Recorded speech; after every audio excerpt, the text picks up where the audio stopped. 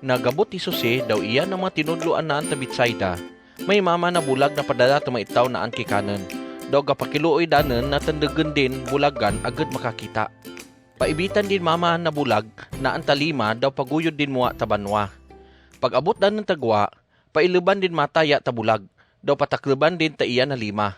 Pagkabang din ta iya na lima, painsaan din bulagya. Ta, may nakita kaan? Gatanaw mama na bulag na ang tapalibot, daw mambal.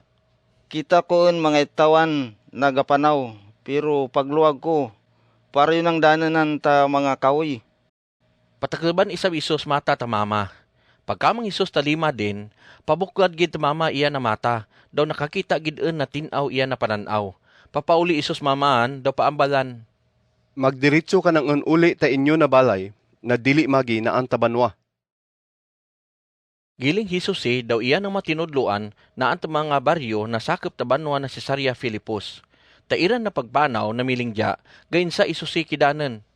Kino akon, ambal ta mga itaw. Sabat danan, May mga itaw na gamba, nakaon ko niyan, Juan na manog bautismo. Dumaya gamba na kaon kon Elias.